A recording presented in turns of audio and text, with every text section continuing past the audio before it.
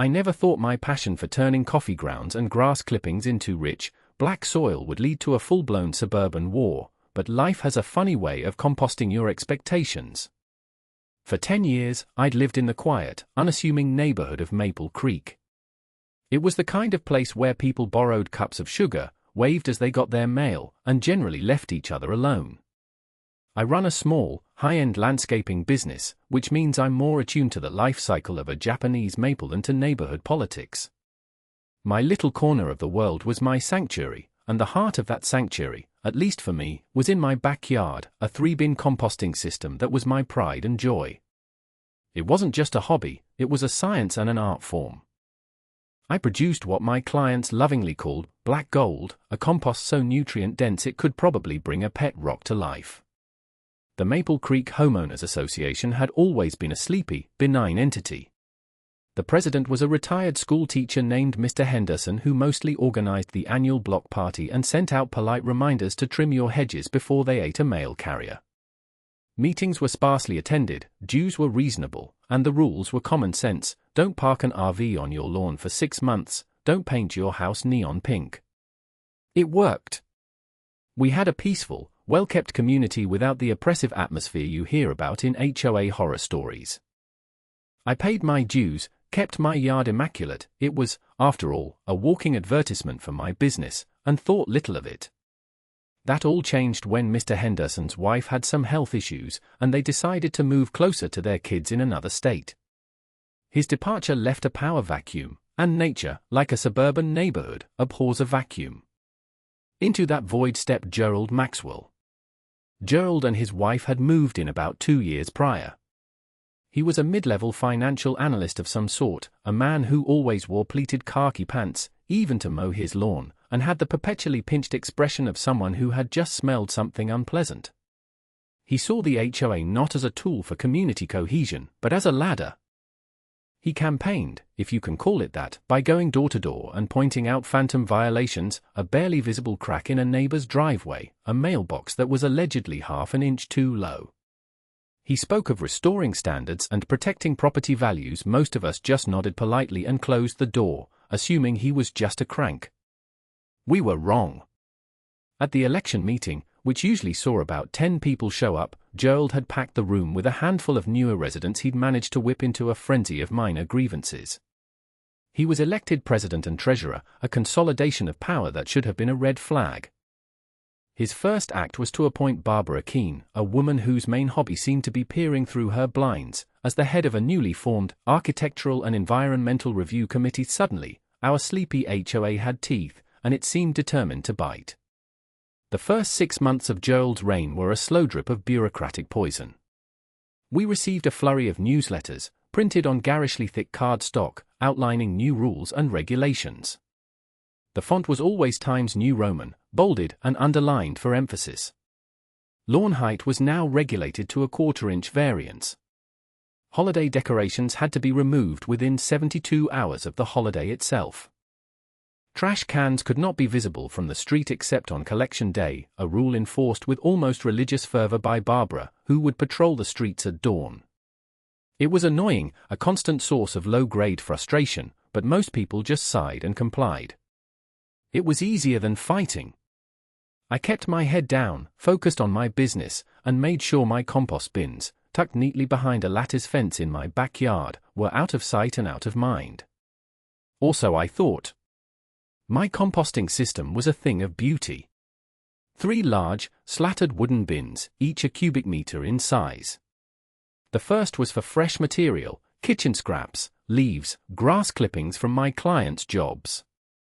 The second was the hot pile, actively decomposing at a blistering 150 degrees, a churning cauldron of microbial life. The third was the prize, the finished product. It was dark, crumbly, and smelled like a forest floor after a spring rain. I used it for my own gardens, for my top-tier clients, and I gave it away for free to any neighbor who asked. Mrs. Gable, 2 doors down, swore my compost was the only reason her roses won the county fair ribbon 3 years running. It was a point of pride, a small way of contributing to the neighborhood that went beyond just paying my dues. The inciting incident, when it came, didn't arrive with a bang but with the quiet rustle of an envelope being pushed through my mail slot. It was from the HOA, of course, on that familiar, obnoxious cardstock. It was an official notice of violation. My heart sank. Had I left my trash can out for an hour too long? Was a stray dandelion thumbing its nose at Barbara from my lawn? I opened it and read the charge: violation of Article 4, Section 2, unauthorized agricultural operations and improper waste storage, my compost bins.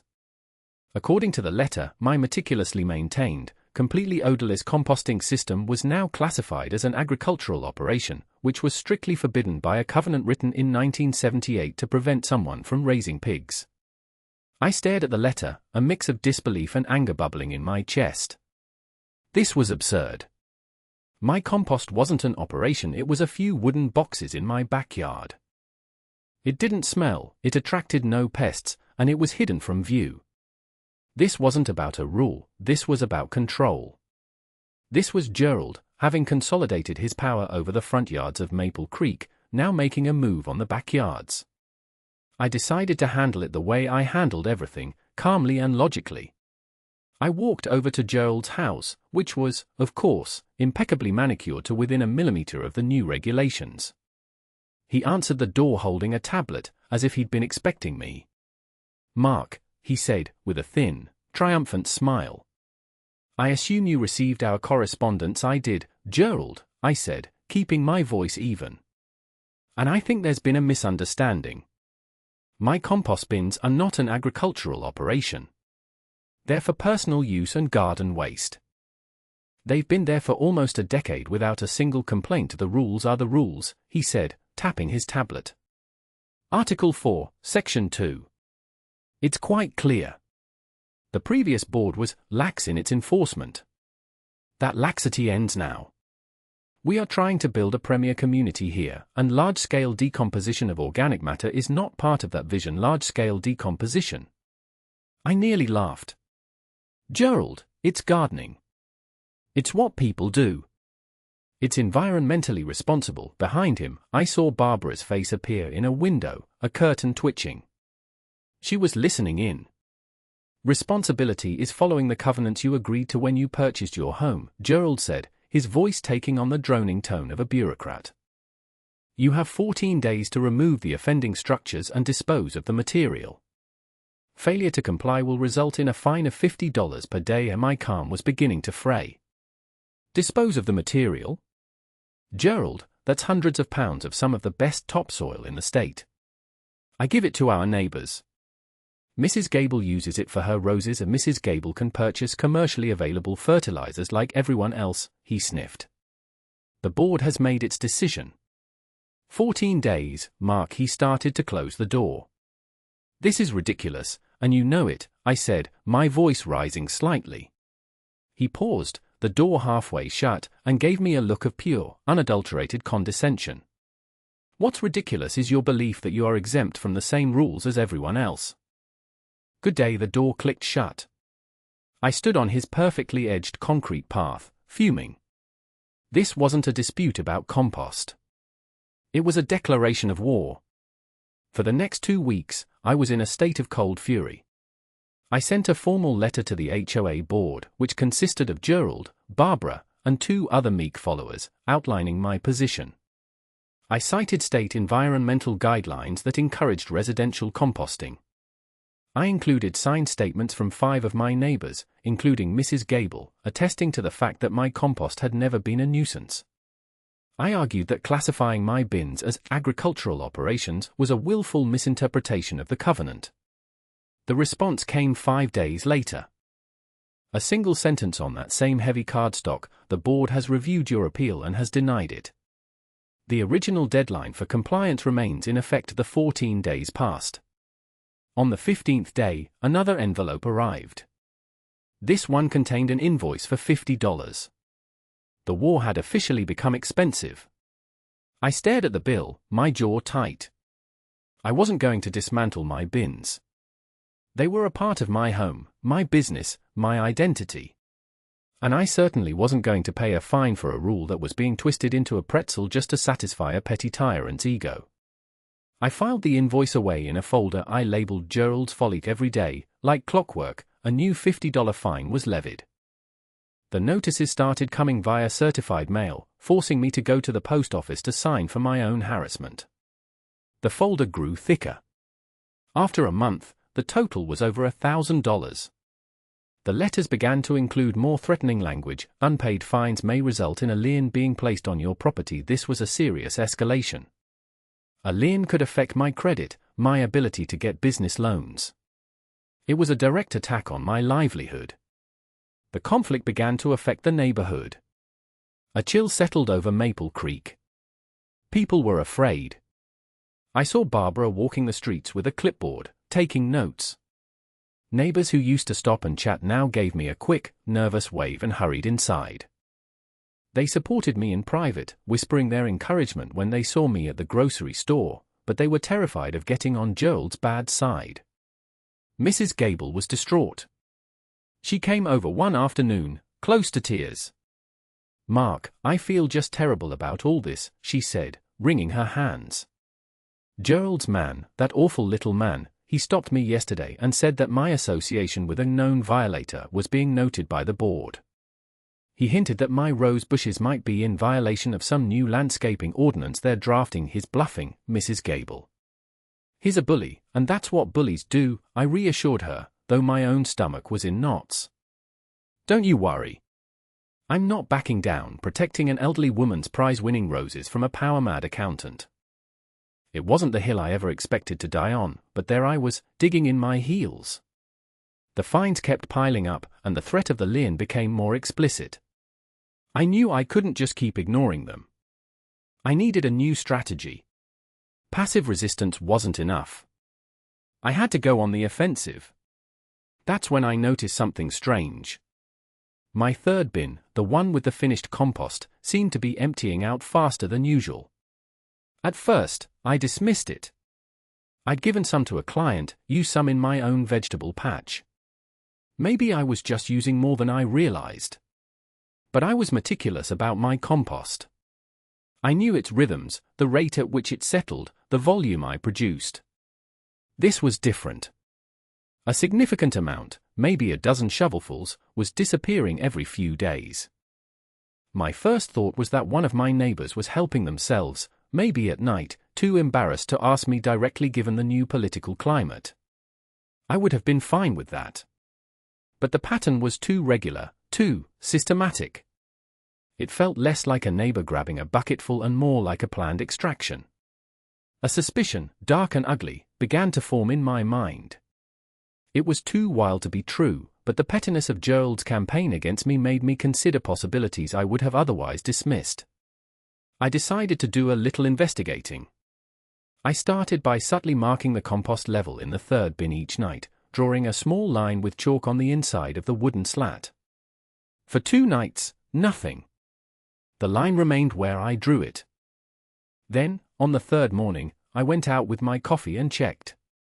The level was a good 4 inches below the line. My heart hammered in my chest. It wasn't my imagination. Someone was stealing my compost. I needed proof. That evening, I went to an electronics store and bought a small, motion-activated wildlife camera.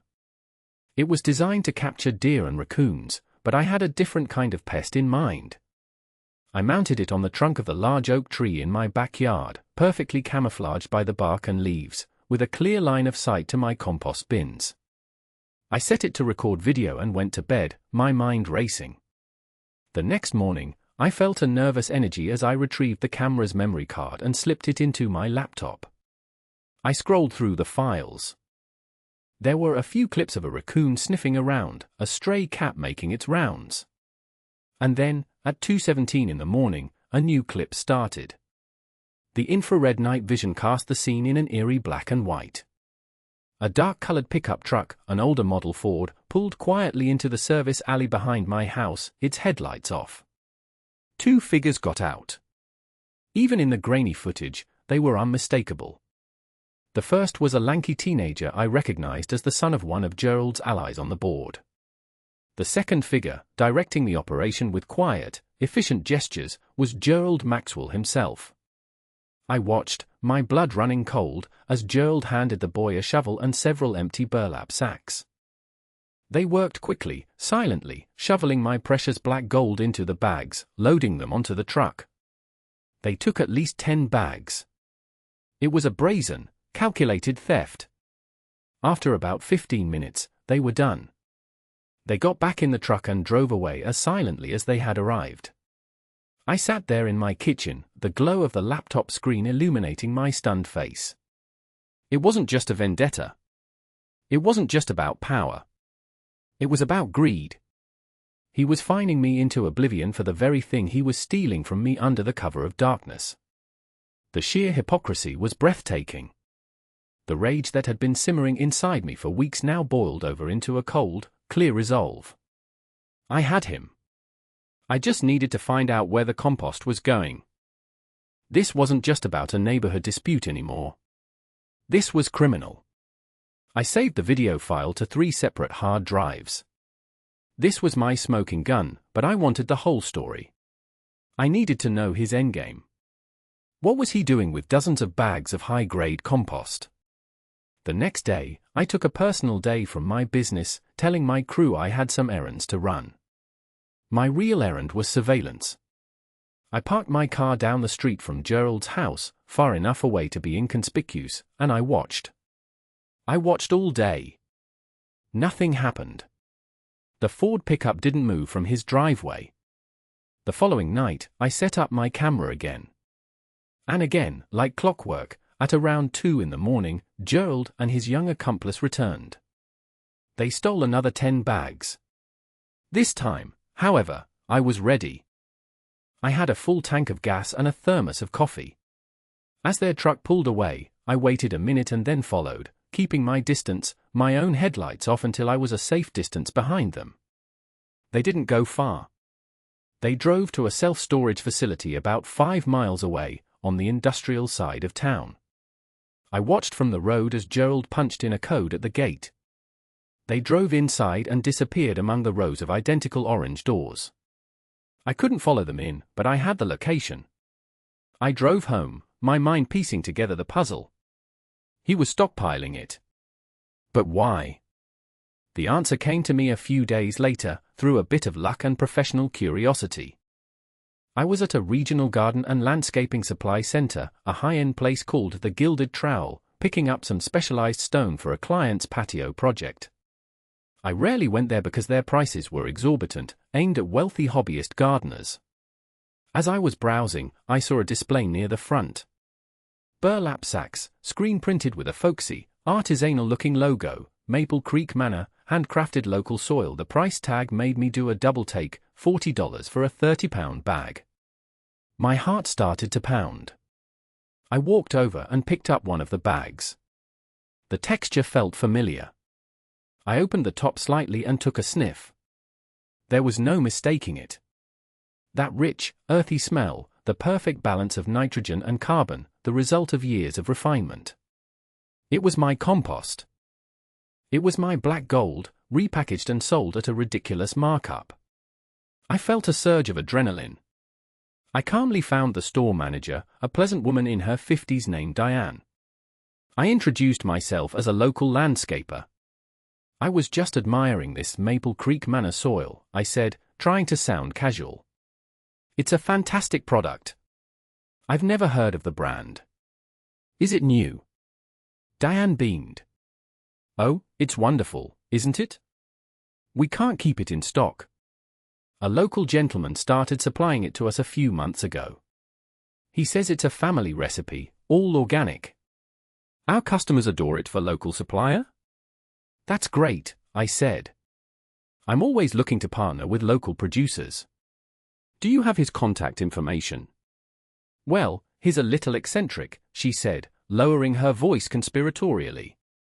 He insisted on being paid in cash and deals through a small distribution company. Said he was a very private person. All our paperwork is with a company called G.M. Enterprises. G.M. Enterprises. Gerald Maxwell. It was almost insultingly obvious. I see, I said, nodding. Well, thanks for the information. I might just have to buy a bag to try it out. I bought a bag of my own compost for $40. The irony was so thick I could have tilled it. I got the receipt. This was the final piece of the puzzle. He wasn't just stealing it. He was running a full-blown, black market compost business. He had created a shell company, was dealing in cash to avoid a paper trail, and was using the HOA as his personal enforcement arm to eliminate his only competition, me, while simultaneously acquiring his inventory for free. It was diabolical. It was brilliant. And it was going to be his undoing. I immediately called my cousin, Dave, who happens to be a lawyer. Not a bulldog corporate litigator, but a quiet, methodical guy who specializes in small business law and contract disputes. I laid out the whole story for him, from the first violation notice to the $40 bag of my own soil sitting on my passenger seat. He was silent for a long time on the other end of the phone. Finally, he just whistled. Wow. I mean, just wow. This guy is a piece of work. This goes way beyond a simple HOA dispute, Mark. This is theft, fraud, and probably a few other things I can't think of off the top of my head. So what do? I asked. Go to the police? You could, Dave said, and you eventually will. But a police report might just get him a slap on the wrist for petty theft. This is bigger. He's using his position as HOA treasurer to perpetrate this. He's abusing his fiduciary duty. He's placing a fraudulent lien on your house. This is a chance to not just stop him, but to dismantle his entire rotten structure. What do you have in mind? I asked. The annual HOA meeting, he said, a hint of excitement in his voice. When is it? I checked the calendar. Next month. The 23rd. Perfect, Dave said. We're not going to tip our hand. You keep paying for the certified letters, keep the invoices. Let him think he's winning. Let him get cocky. In the meantime, you and I are going to build an airtight case. We'll get a sworn affidavit from the store manager. We'll run a business search on the GM Enterprises. We'll prepare a presentation. We're going to expose him in front of the entire community he's been terrorizing. We're going to give them a show for the next month. I lived a double life. By day, I was Mark, the beleaguered landscaper, looking more and more stressed as the pile of fines from the HOA grew to several $1,000s. I let my shoulders slump. I sighed dramatically when I had to go sign for another certified letter. I let the neighborhood watch as the pressure mounted. In private, however, I was a man on a mission. Dave was incredible. He guided me through every step. We got a notarized statement from Diane at the Gilded Trowel, who was horrified to learn she'd been selling stolen goods. She provided copies of all the invoices from GM Enterprises, showing payments totaling over $8,000 in just a few months. Dave did a corporate search and, sure enough, GM Enterprises was a sole proprietorship registered to one Gerald Maxwell, at his home address. The final nail in the coffin was the lien. Gerald had officially filed it. A fraudulent lien based on fines for a violation he was personally exploiting for profit. Dave was practically giddy. He called it a symphony of malfeasance. We prepared a PowerPoint presentation. It sounds clinical, but it was anything but. The first slide was a picture of my compost bins. The next showed the first violation notice. Then, slide by slide, we built the case. The escalating fines. The video from the wildlife camera. A map showing the route to the storage facility. A photo of the Maple Creek Manor display at the store. Copies of the invoices. The corporate registration for GM Enterprises.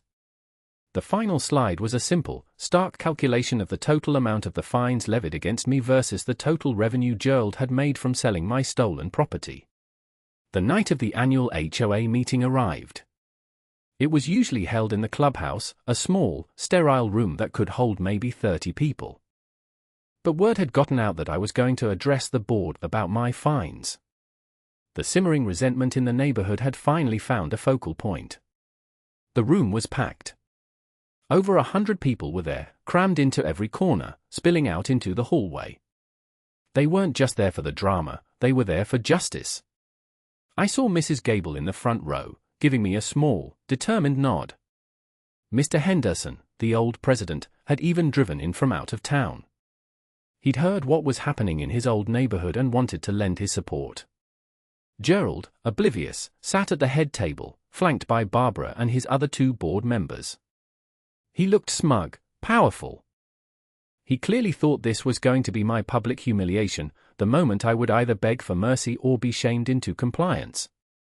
He ran through the agenda, droning on about the budget, the new trash can regulations, the success of the beautification initiatives. He presented the treasurer's report, full of charts and figures, and pointed to a line item showing a significant increase in revenue from violation enforcement. He actually smirked in my direction. Finally, he got to the new business portion of the meeting.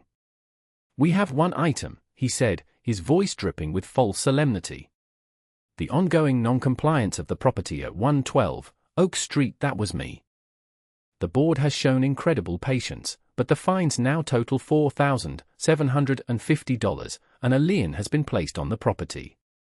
Mark, I assume you are here to finally discuss your payment plan." A hush fell over the room. All eyes were on me.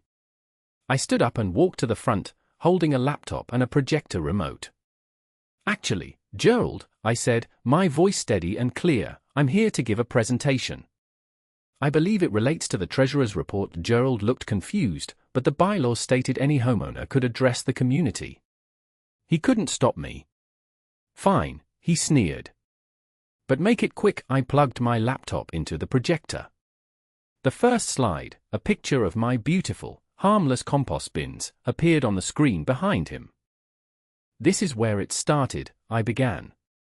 "These are my compost bins, which the board, under Gerald's leadership, has deemed an unauthorized agricultural operation." I clicked to the next slide, showing the violation notice. "The board then began fining me $50 a day for their existence." I clicked again, showing the mountain of invoices. "The fines now total over $4,000, the crowd murmured. "This is old news," Gerald interrupted. "Get to the point." "Oh, I'm getting there," I said, and I clicked to the next slide. The room fell silent.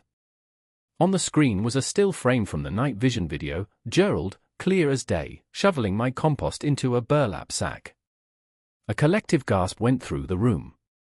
Gerald's face went pale. This is a fabrication. This is doctored footage," he stammered. "Is it?" I said, and I played the video. The whole room watched in stunned silence as their HOA president committed larceny on a 12-foot screen. Barbara's jaw was on the floor. Mrs. Gable was staring at Gerald with pure contempt.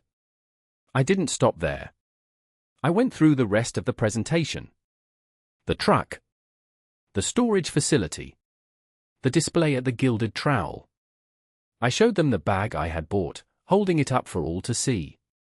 He was selling my property for $40 a bag under the brand name of Maple Creek Manor. I put the invoices on the screen, the ones from G.M. Enterprises. Funny thing, this mysterious supplier.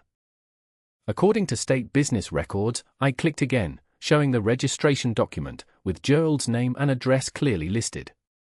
The murmurs in the room grew into an angry roar. "And here," I said, my voice rising, my anger finally showing, "is the best part.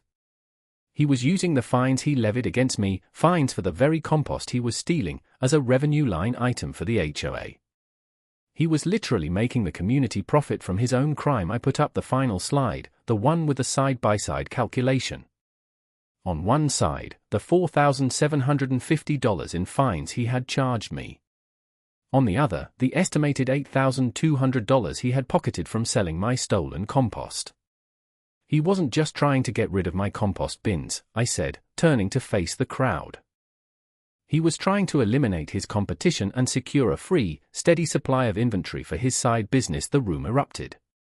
People were on their feet, shouting. "Thief!" someone yelled. "Resign!" screamed another. Gerald was frozen, his face a mask of purple rage and panic. He tried to speak, but no words came out. He just sputtered, pointing a shaking finger at the screen. Barbara, ever the opportunist, immediately began to distance herself. I had no idea, Gerald. I can't believe you would do this. I never would have supported this. Mr. Henderson stood up, his voice calm but powerful, cutting through the noise. Gerald, I believe you have two choices. You can resign your position as president and treasurer immediately, or you can have the sheriff, who is waiting in the parking lot, make the decision for you. And my cousin Dave, who had been standing quietly in the back, had indeed called the local sheriff's department and asked them to send a deputy over for a potential civil disturbance. The sight of the uniform through the clubhouse window was all it took. Gerald Maxwell, the petty tyrant of Maple Creek, crumpled. He grabbed his briefcase and, without another word, shoved his way through the angry crowd and out the door.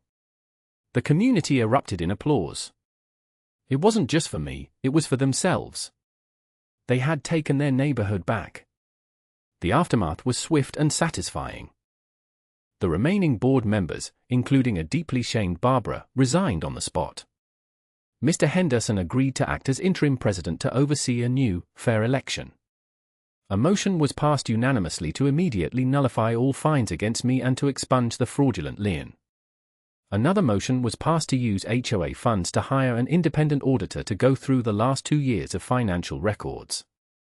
The legal consequences for Gerald were severe. The sheriff took my statement and my evidence that night. With the video, the financial records, and the testimony from the store manager, the district attorney had an open and shut case. Gerald was charged with felony theft, fraud, and something called breach of fiduciary duty. He pleaded guilty to avoid a trial. He was sentenced to 18 months in prison, 5 years of probation, and was ordered to pay full restitution to me for the value of the stolen compost, which, at his own retail price, came out to over $8,000, and to the HOA for the legal fees incurred. He and his wife sold their house at a loss and disappeared from the community before the sentencing was even handed down. The audit, incidentally, uncovered more of Gerald's petty corruption. He had been overcharging for landscaping services by getting kickbacks from a specific company and had been billing the HOA for office supplies that were, in fact, his personal electronics. The community was able to recoup most of that money as well. With Gerald gone, a sense of peace and cooperation returned to Maple Creek. It was even better than before. The ridiculous rules he had implemented were repealed at the very next meeting. The new board, led by a sensible retired engineer, was transparent and communicative. People started talking to each other again. The annual block party that year had the highest attendance in its history. My compost bins were no longer a symbol of defiance but a point of community pride. People started calling me the Compost King of Maple Creek. I started a little community composting program, and now half the neighborhood drops off their kitchen scraps in a designated bin, and everyone is welcome to take the finished product for their gardens. About 2 years after the whole ordeal, I had a final, strange encounter. I was at a cheap diner in the next town over, grabbing a late breakfast. As I was leaving, I saw a man mopping the floor. He looked gaunt, defeated. He looked up, and our eyes met. It was Gerald. He had clearly served his time and was now trying to piece his life back together. There was no recognition in his eyes for a moment, and then a flash of shame and fear. He looked away, focusing intently on a spot on the linoleum. I just nodded once, not out of forgiveness, but out of a sense of closure. He was no longer a tyrant, just a sad man with a mop.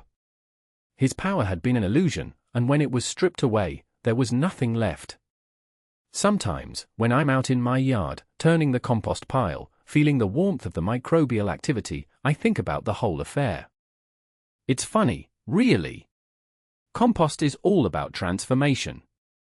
It's about taking garbage, the discarded, the unwanted, the rotten, and through a process of pressure and time, turning it into something valuable, something that helps things grow. In a way, that's what happened to our neighborhood. We took the rot that had infested our community, exposed it to the light, and transformed that ugly experience into a stronger, healthier, and more connected community. And my compost, my black gold, was at the very heart of it all. It was, and still is, the best soil a man could ask for.